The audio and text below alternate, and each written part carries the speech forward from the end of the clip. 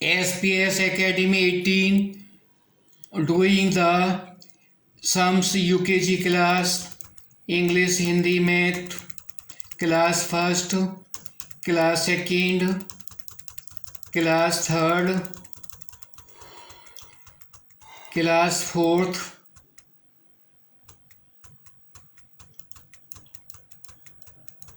class fifth. Choose the word part of speech and change into negative. Math, multiplication, solutions using board mass. 6th class also have to change into negative sentence, write part of speech. Decimal sums. 7th class, decimal sums and algebraical expression. 8th class, change into integrative, then change into passive. Boys, math, sums of decimal and simplification of algebraic expression have to solve. Write the bones of human skeleton, the frontal bone, the sternum bone,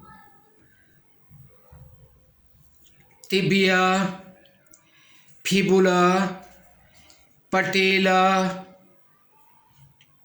vertebrae, radius, ulna, humerus, carpellus,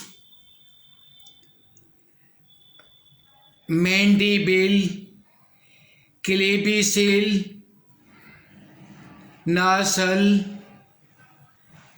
scapula, scapula, dorsal,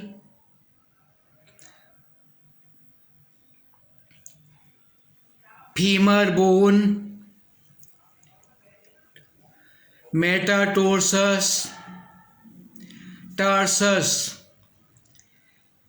phalanges.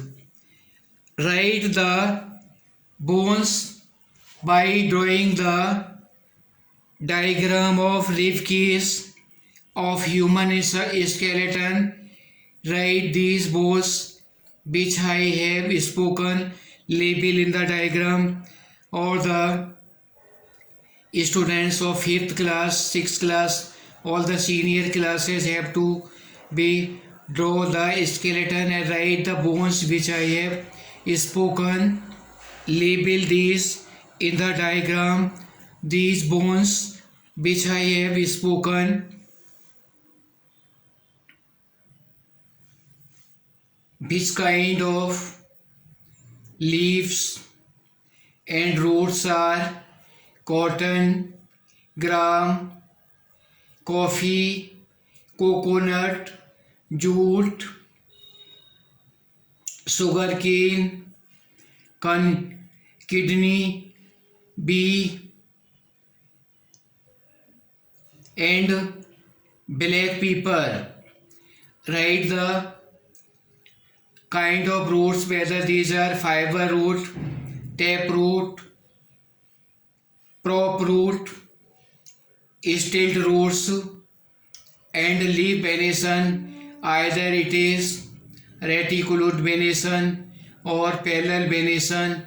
Write these in your language, either Hindi or English.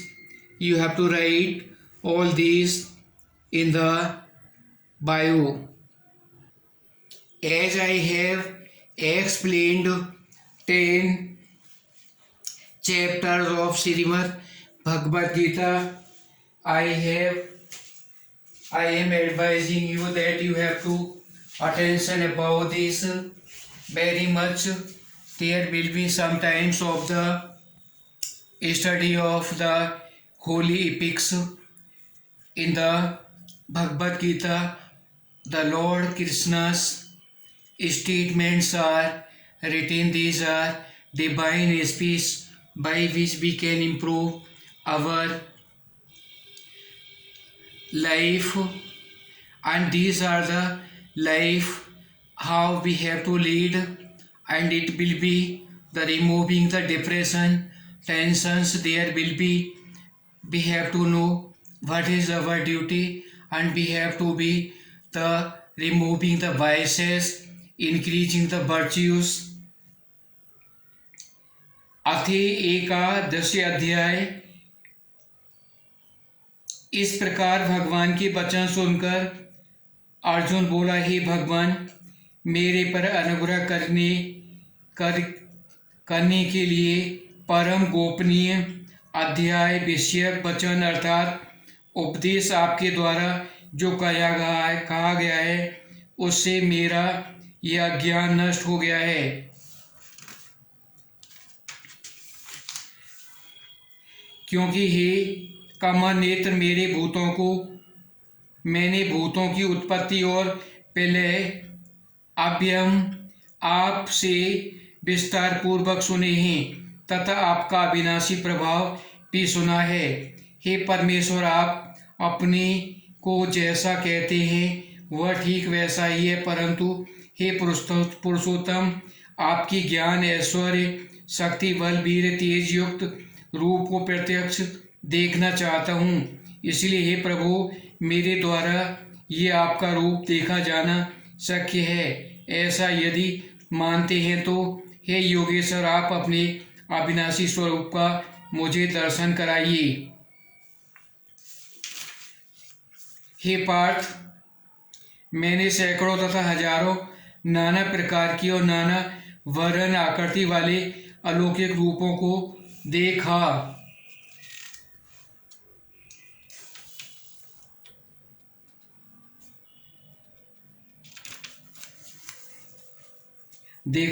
और हे भरतवंशी अर्जुन, मेरे में आदित्यों को अर्थात अदिति के 12 पुत्रों को और 8 वसुओं को, 11 रुद्रों को तथा दोनों अश्विनी कुमारों को और 49 मरुद्रों को देख तथा और भी बहुत से पहले न देखे हुए आश्चर्यमय रूपों को देख। और हे अर्जुन, अब इस मेरे शरीर में एक जगह स्थिर हुए चराचर से संपूर्ण जगत को देख तथा और भी जो कुछ देखना चाहता है सो देख, परंतु मेरे को इस अपने प्राकृत नेत्रों द्वारा देखने को निस्संदेह समर्थ नहीं है। इसी से मैं तेरे लिए दिव्य अर्थात अलौकिक चक्षु देता हूँ, उससे तू मेरे प्रभाव को और योग शक्ति को देख। संजय बोला, हे राजन, महायोगेश्वर और सब पापों का नाश करने वाले भगवान ने इस प्रकार कहकर उसके उपरांत अर्जुन के लिए परम ऐश्वर्य एक दिव्य स्वरूप दिखाया और उन अनेक मुखों और नेत्रों से युक्त तथा अनेक अद्भुत दर्शनों वाले एवं बहुत से दिव्य भूषणों से युक्त और बहुत से दिव्य शस्त्रों को हाथों में उठाए हुए तथा दिव्य माला और वस्त्रों को धारण किए हुए और दिव्य गंध का अनुलेपन लिए हुए एवं सब प्रकार के आश्चर्य से युक्त सीमा रहित विराट स्वरूप देव परमेश्वर को अर्जुन ने देखा। और हे राजन, आकाश में 1000 सूर्य के एक साथ उदय होने पर भी उत्पन्न हुआ जो प्रकाश होवे, वह भी उस विश्वरूप परमात्मा की प्रकाश से एकदश कदाचित ही होवे। ऐसे आश्चर्यमय रूप को देखते हुए पांडुपुत्र अर्जुन ने उस काल में अनेक प्रकार से विभक्त हुए अर्थात पृथक पृथक संपूर्ण जगत को उस देव श्री कृष्ण भगवान के शरीर में एक जगह स्थित देखा और उसके अनंतर वह आश्चर्य से युक्त हुआ हर्षित रोमों वाला धनंजय विश्वरूप परमात्मा को श्रद्धा भक्ति सहित सिर से प्रणाम करते हुए हाथ जोड़कर बोला, हे देव, आपके शरीर में संपूर्ण देवों का तथा अनेक भूतों का समुदाय और कमल के आसन पर बैठे हुए ब्रह्म को तथा महादेव को और संपूर्ण ऋषियों को तथा दिव्य सर्पों को देखता हूँ। और हे संपूर्ण विश्व के स्वामी, आपको अनेक हाथ, पेट, मुख और नेत्रों से युक्त तथा सब ओर से अनंत रूपों वाला देखता हूँ। हे विश्वरूप, आपकी न अंत को देखता हूँ तथा न मध्य को और न आदि को देखता हूँ। और हे विष्णु, आप को मैं मुकुट युक्त, गदा युक्त और चक्र युक्त तथा सब ओर से प्रकाशमान तेज का पुंज, प्रज्वलित अग्नि और सूर्य के सदृश ज्योति युक्त, देखने में अति गहन और अप्रमेय स्वरूप सब ओर से देखता हूँ। इसलिए हे भगवान, आप ही जाने योग्य परम अक्षर हैं, अर्थात परम ब्रह्म परमात्मा, और आप ही इस जगत के परम आश्रय तथा आप ही अनादि धर्म के रक्षक और आप ही अविनाशी सनातन पुरुष हैं, ऐसा मेरा मत है। हे परमेश्वर, आपको आदि, अंत और मध्य से रहे तथा अनंत सामर्थ्य युक्त और अनंत हाथों वाला तथा चंद्र सूर्य रूप नेत्रों वाला और प्रज्वलित अग्नि रूप मुख वाला तथा अपने तेज से इस जगत को तपायमान करता हुआ देखता हूँ। और हे महात्मन, यह स्वर्ग और पृथ्वी के बीच का संपूर्ण आकाश तथा सब दिशाएं एक आपसे ही परिपूर्ण हैं तथा आपके इस अलौकिक और भयंकर रूप को देखकर तीनों लोक अति व्यथा को प्राप्त हो रहे हैं। और हे गोविंद, ये सब देवताओं के समूह आप में ही प्रवेश करते हैं और कई एक भयभीत होकर हाथ जोड़े हुए आपके नाम और गुणों का उच्चारण करते हैं तथा महर्षि और सिद्धों के समुदाय कल्याण होवे ऐसा कहकर उत्तम उत्तम स्रोतों द्वारा आपकी स्तुति करते हैं। और हे परमेश्वर, जो एकादश रुद्र और एकादश आदस्य तथा 8 वसु और साध्यगण, विश्वेंद्र तथा अश्विनी कुमार और मरुद्गण और पितरों का समुदाय तथा गंधर्व, वृक्ष, राक्षस, सिद्धि गणों के समुदाय, वे सब आप ही विस्मित हुए आपको देखते हैं। और ये महाभाव, आपके बहुत मुख और नेत्रों तथा बहुत हाथ, जंगा पैरों वाले और बहुत उदरों वाले तथा बहुत ही विकराल जोड़ों वाले महान रूप को देखकर सब लोग व्याकुल हो रहे हैं तथा मैं भी व्याकुल हो रहा हूँ, क्योंकि हे विष्णु, आकाश के साथ स्पर्श किए हुए देदीप्यमान अनेक रूपों युक्त तथा फैलाए हुए मुख और प्रकाशमान विकराल नेत्रों से युक्त आपको देखकर भयभीत अंतःकरण वाला मैं धीरज और शांति को नहीं प्राप्त होता हूँ। हे भगवान, आपके विकराल जाड़े जोड़ों वाले और प्रलय कारक अग्नि के समान प्रज्वलित मुखों को देखकर दिशाओं को नहीं जानता हूँ और सुख को भी नहीं प्राप्त होता हूँ। इसलिए हे देवेश, हे जगन निवास, आप प्रसन्न हो में। और मैं देखता हूँ कि वे सब ही धृतराष्ट्र के पुत्र राजाओं के समुदाय सहित आप में प्रवेश करते हैं और भीष्म पितामह, द्रोणाचार्य तथा वह कर्ण और हमारे पक्ष के सभी प्रधान योद्धाओं सहित सबके सब वेग युक्त हुए आपसे आपके विकराल जोड़ों वाले भयानक मुख से प्रवेश करते हैं और कई एक चूर्ण हुए सिरों सहित आपके दांतों के बीच में लगे हुए दिखते हैं।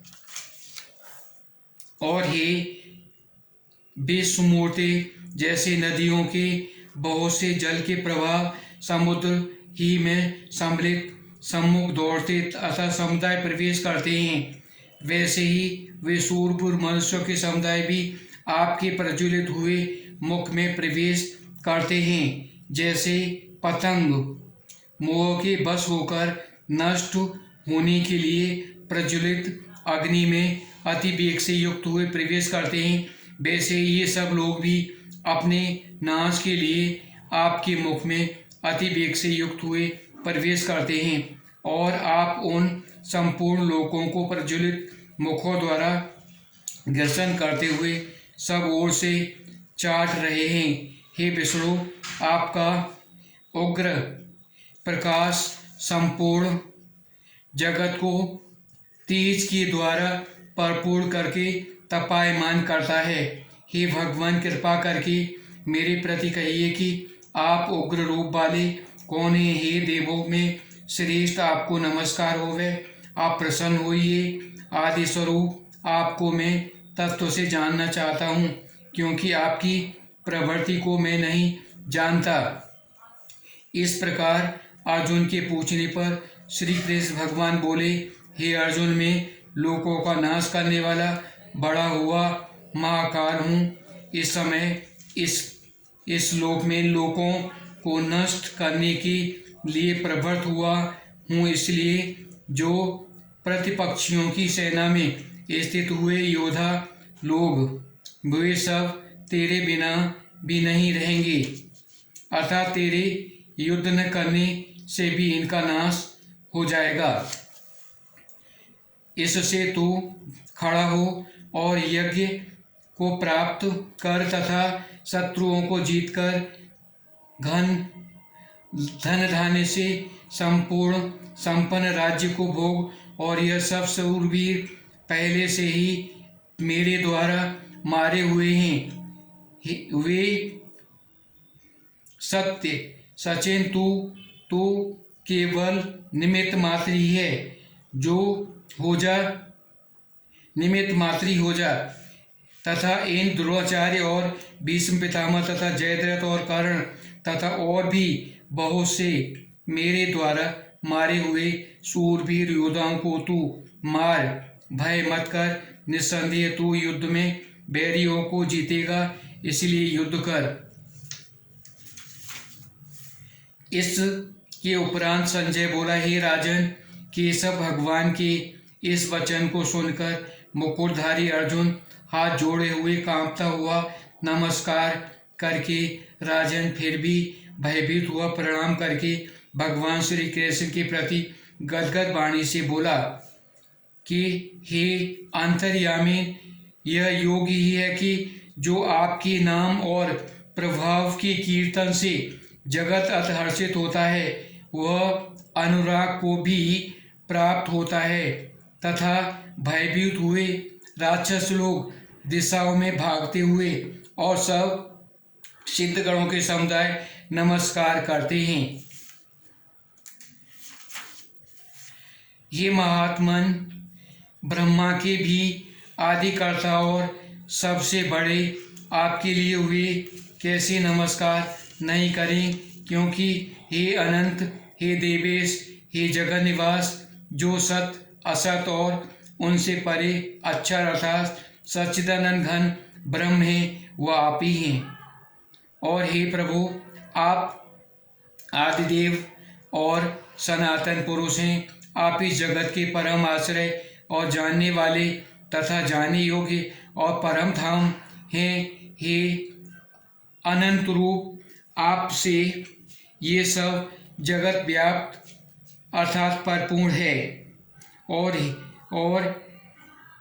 हे हरे, आप वायु, यज, यमराज, अग्नि, वरुण, चंद्रमा तथा प्रजा के स्वामी ब्रह्मा और ब्रह्म के भी पिता हैं। आपके लिए हजारों बार नमस्कार होवे। आपके लिए फिर भी बारंबार नमस्कार होवे। और हे अनंत सामर्थ्य वाले, आपके लिए आगे से और पीछे से भी नमस्कार होवे। हे सर्वोत्तम, आपके लिए सब ओर से ही नमस्कार होवे, क्योंकि अनंत पराक्रमशाली आप सबको व्याप्त हुए, इससे आप ही सर्वरूप हैं। हे परमेश्वर, सखा ऐसे मानकर आपके इस प्रभाव को न जानते हुए मेरे द्वारा प्रेम से अर्थात प्रमाद से भी। हे कृष्ण, हे यादव, हे सखे, इस प्रकार जो कुछ हठपूर्वक कहा गया है और ये अच्युत जो आप हंसी के लिए विहार, शय्या, आसन और जो जनादिकों के अकेले अथवा उन सखाओं के सामने भी अपमानित किए गए हैं, ये सब अपराध अप्रमेय रूप अर्थात अचिंतित प्रभाव वाले आपके मैं क्षमा करता हूँ। हे विश्वेश्वर, आप इस चराचर जगत के पिता और गुरु से भी बड़े गुरु एवं अति पूजनीय हैं। हे अतिशय प्रभाव वाले, तीनों लोकों में आपके समान भी दूसरा कोई नहीं है, फिर अधिक कैसे होवे। इसे हे प्रभु, मैं शरीर को अच्छी प्रकार चरणों में रख के प्रणाम करके स्तुति करने योग्य आप ईश्वर को प्रसन्न होने के लिए प्रार्थना करता हूँ। हे देव, पिता जैसे पुत्र के पुत्र और सखा जैसे सखा के पति जैसे प्रिय पत्नी के वैसे ही आप मेरे अपराध को सहन करने के लिए योग्य हैं। हे विश्वभूते, मैं पहले न देखे हुए आश्चर्यमय आपके इस रूप को देखकर हर्षित हो रहा हूँ और मेरा मन भय से अति व्याकुल भी हो रहा है। इसलिए हे देव, अब उस अपने चतुर्भुज रूप को ही मेरे लिए दिखाइए। हे देवेश, हे जगन्वास, प्रसन्न होइए। और हे विष्णु, मैं जैसे ही आपको मुकुट धारण किए हुए तथा गदा एवं चक्र हाथ में लिए हुए देखता चाहता हूँ, इसलिए हे विश्वरूप, हे सहस्त्रबाहु, आप उसी चतुर्भुज रूप में प्रकट होइए। इस प्रकार अर्जुन की प्रार्थना सुनकर श्री कृष्ण भगवान बोले, हे अर्जुन, अनुग्रह पूर्वक मैंने अपनी योग शक्ति से प्रभाव से यह मेरा परम तेजोमय सबका आदि और सीमा रहित विराट रूप तेरे को दिखाता हूँ, जो कि तेरे सिवाय दूसरे ने पहले नहीं देखा।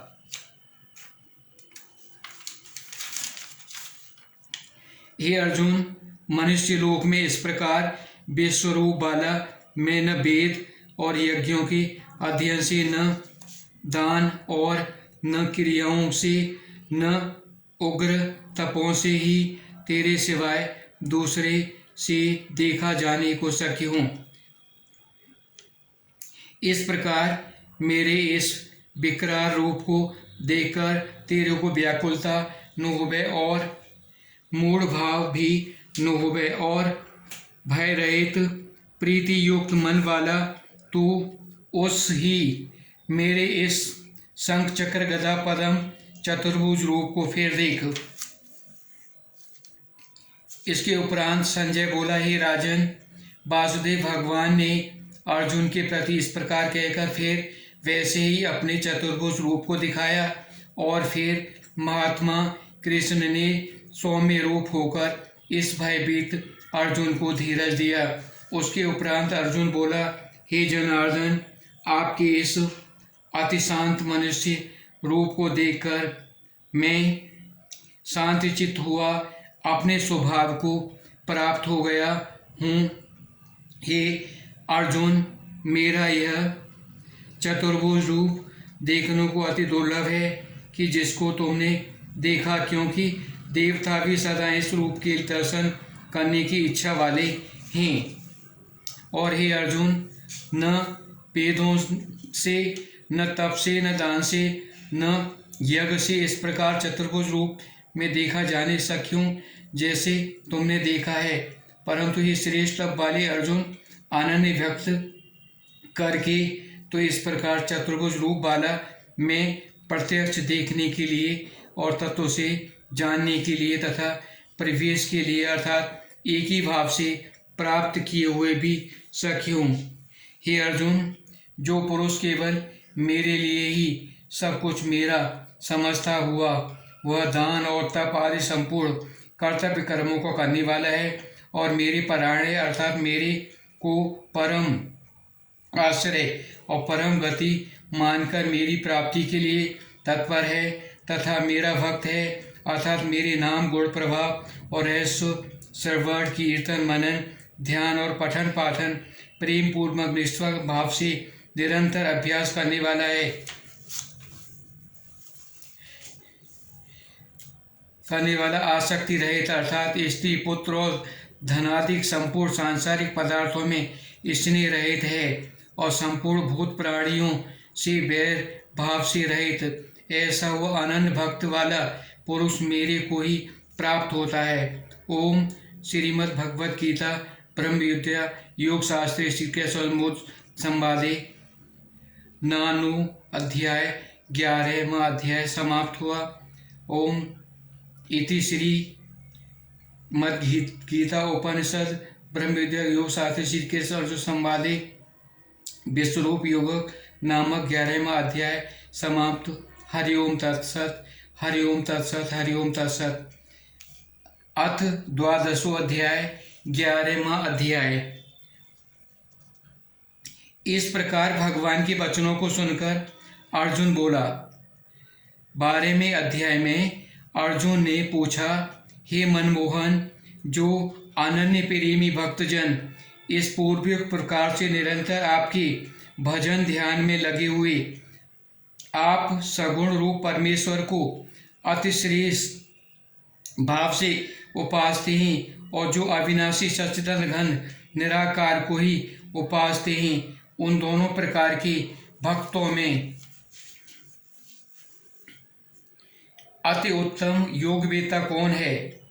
इस प्रकार अर्जुन के पूछने पर श्री कृष्ण भगवान बोले, हे अर्जुन, मेरे में मन को एकाग्र करके निरंतर मेरे भजन ध्यान में लगे हुए जो भक्तजन अतिशय श्रेष्ठ श्रद्धा से युक्त हुए मुझ सगुण रूप परमेश्वर को भजते हैं, वे मेरे को योगियों से भी अति उत्तम योगी माने, अर्थात उनको मैं अतिश्रेष्ठ मानता हूँ। और जो पुरुष इंद्रियों के समुदाय को अच्छी प्रकार बस में करके मन बुद्धि से परे सर्वव्यापी अकथनीय स्वरूप और सब एक रस रहने वाले नित्य अचल निराकार अविनाशी सच्चिदानंद ब्रह्म को निरंतर एक ही भाव से ध्यान करने से उपासते हैं,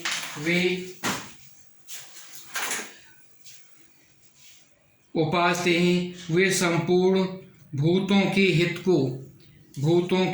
को हित में देखते हुए और सब में समान भाव वाले योगी भी मेरे को ही प्राप्त होते हैं। किंतु उन सच्चिदानंद घन निराकार ब्रह्म में आसक्त हुए चित्त वाले पुरुष के साधन में श्रेष्ठ अर्थात परिश्रम विशेष है, क्योंकि देहाभिमानियों से अव्यक्त विषयक गति दुख पूर्वक प्राप्त की जाती है। और जो मेरे परायण हुए भक्तजन संपूर्ण कर्मों में मेरे को अर्पण करके मुझ सगुण रूप एक परमेश्वर को ही तेल धारा के सदृश अनन्य ध्यान योग से निरंतर चिंतन करते हुए भजते हैं।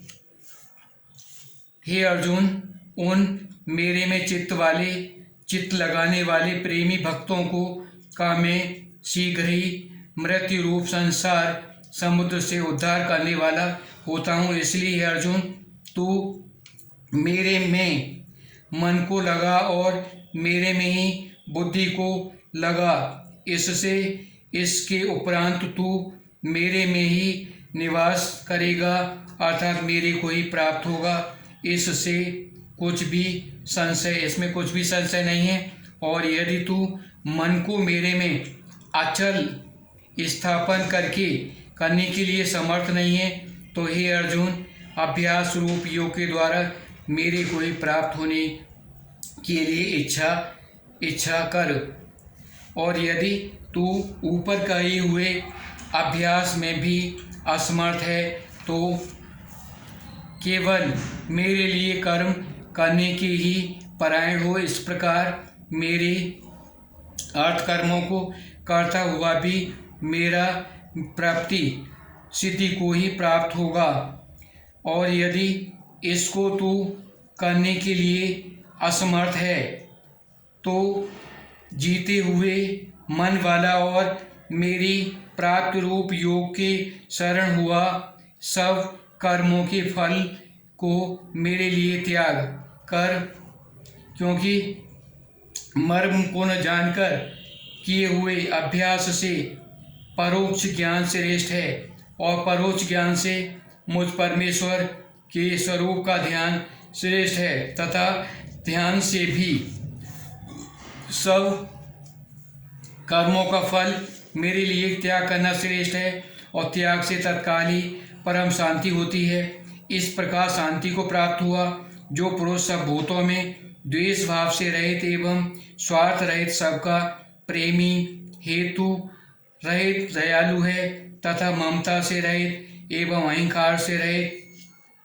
सुख दुखों की प्राप्ति में सम और क्षमावान है, अर्थात अपराध करने वालों को भी अभय देने वाला है तथा जो ध्यान योग से युक्त हुआ निरंतर लाभ हानि में संतुष्ट है तथा मन और इंद्रियों सहित शरीर को बस में किए हुए मेरे में दृढ़ निश्चय वाला वह मेरे में अर्पण किए हुए मन बुद्धि वाला मेरा भक्त मेरे को प्रिय है तथा जिससे कोई भी जीव उद्देश्य को प्राप्त नहीं होता और जो स्वयं भी किसी जीव के उद्देश्य को प्राप्त नहीं होता है तथा जो हर्ष, अमर्ष, भय और उद्विग्नता में रहित है वह भक्त मेरे को प्रिय है। और जो पुरुष आकांक्षा से रहित तथा बाहर भीतर से शुद्ध और चतुर अर्थात जिस काम के लिए आया उसको पूरा कर चुका है एवं पक्षपात से रहित और दुखों से छूटा हुआ है वह सर्व आरंभ का त्यागी मेरा भक्त मेरे को प्रिय है। और जो न कभी हर्षित होता है, न द्वेष करता है, न सोच करता है, न कामना करता है और शुभ और अशुभ संपूर्ण कर्मों के फल का त्यागी है वह भक्ति युक्त पुरुष मेरे को प्रिय है। और जो पुरुष शत्रु मित्र और मान अपमान में सम है, सर्दी गर्मी सुख दुखादिक द्वंद्वों में सम है और सब संसार में आसक्ति रहे